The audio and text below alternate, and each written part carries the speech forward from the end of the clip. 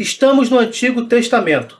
Depois de Moisés receber os 10 mandamentos, ele leva o povo do Senhor para a terra prometida. Sabemos que Moisés apenas visualiza a terra prometida e não pisa neste solo. Mas este detalhe, no momento, não é importante. Nesta terra, o povo de Deus começa a viver no meio de povos mais fortes e também começa a se comportar mal, aprendendo costumes ruins e se esquecendo exatamente dos 10 mandamentos, do Decálogo. Neste momento da história, o povo passa a ser explorado e roubado pelos filisteus. Aliás, durante todo o Antigo Testamento, o povo hebreu tenta se firmar como nação. Neste momento da história, o povo de Deus em 12 tribos, dividindo a terra sem qualquer governo central. E aí temos uma espécie de dinâmica espiritual que vai se repetindo ao longo da história dos hebreus. O povo se afastava de Deus e por isso mesmo, se afastando de Deus, e Deus é amor, não obrigava esses hebreus a estarem junto dele. Quando os hebreus se afastavam de Deus, eles literalmente perdiam a sua liberdade e eram oprimidos por outro povo. Neste momento, o povo hebreu se arrependia e clamava ao Altíssimo por ajuda. Por pura bondade e misericórdia, Deus fazia aparecer um líder, aqui chamado de juiz, sobre quem descia a força do Espírito Santo para libertar este mesmo povo da opressão, que se libertava e depois caía de novo na escravidão do pecado.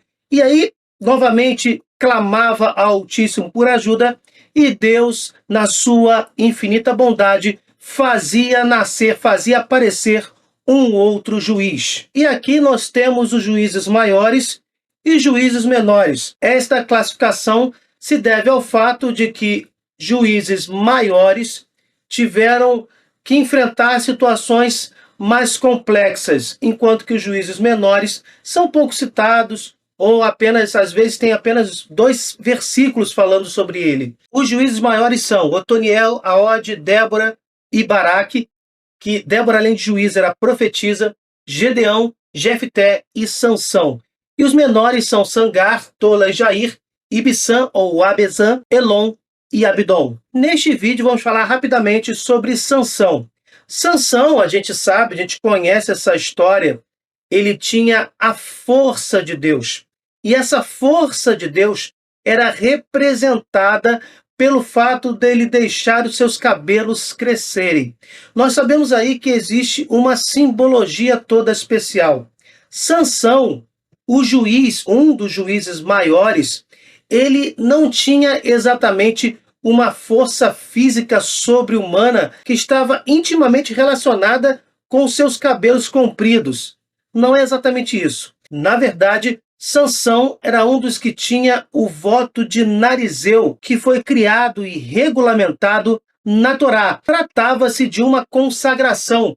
O nazireu devia abster-se de tomar certos alimentos e bebidas fermentadas, de cortar o cabelo e tocar em cadáveres, além de não comer carne em muitas circunstâncias.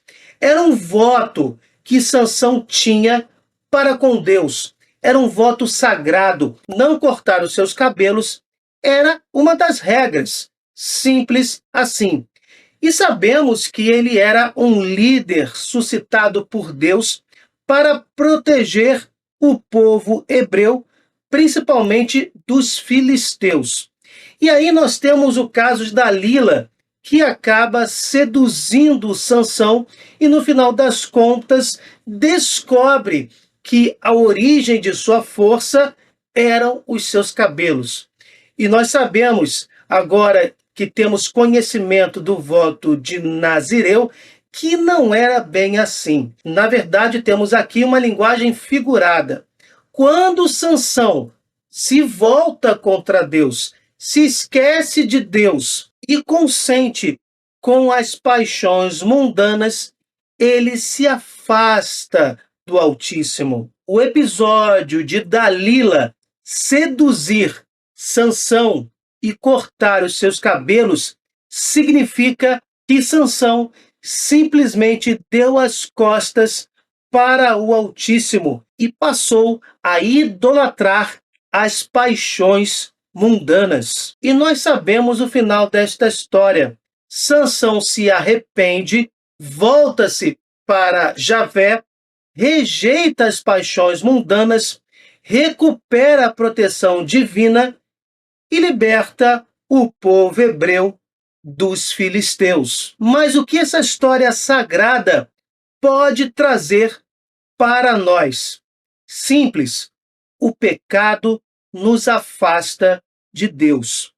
No começo eu falei sobre aquela dinâmica espiritual de que o povo hebreu estava com Deus, depois se afastava de Deus, perdia sua liberdade, clamava a Deus por esta liberdade perdida e por bondade, por amor gratuito, Deus fazia surgir um líder que, abençoado por este mesmo Deus, libertava o povo da escravidão. E este ciclo era contínuo, constante.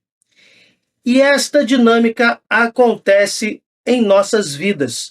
Quantas vezes estamos caminhando com Deus, em certas situações acabamos por pecar, aceitar as seduções do mundo e, por consequência, perdemos a liberdade da graça, a liberdade de filhos de Deus, a liberdade de estar conectados com a graça do Senhor. E, por consequência, viramos escravos do pecado, da morte e do inferno, se não nos arrependermos antes da nossa partida, da nossa morte. Esta dinâmica espiritual é concretizada individualmente na vida do juiz Sansão.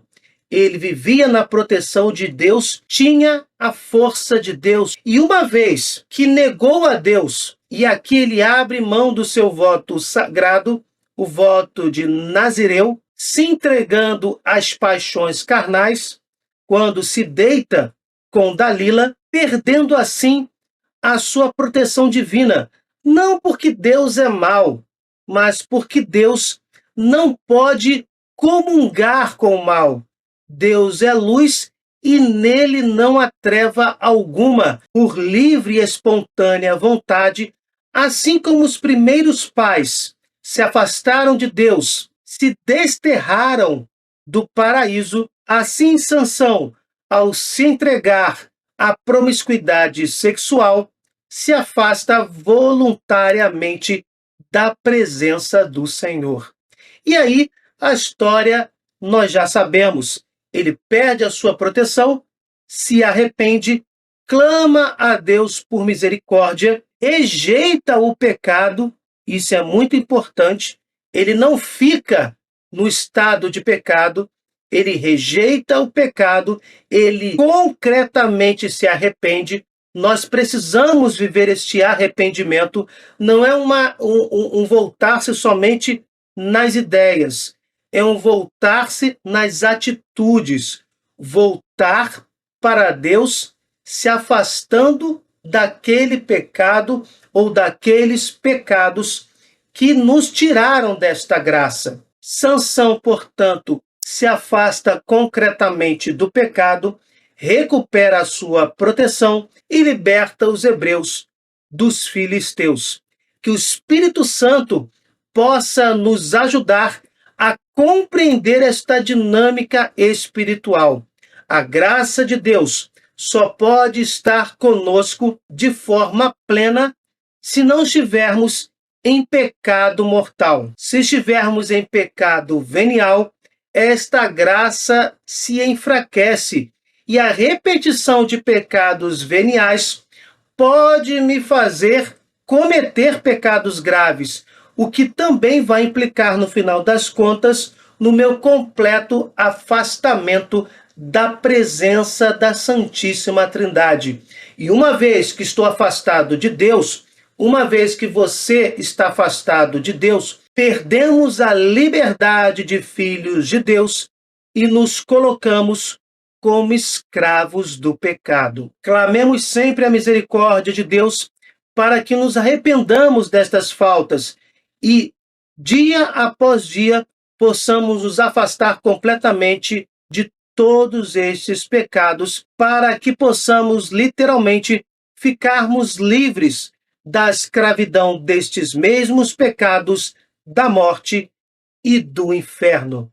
Se vocês gostaram, deixem o seu like, compartilhem, cliquem no sininho, se inscrevam no canal.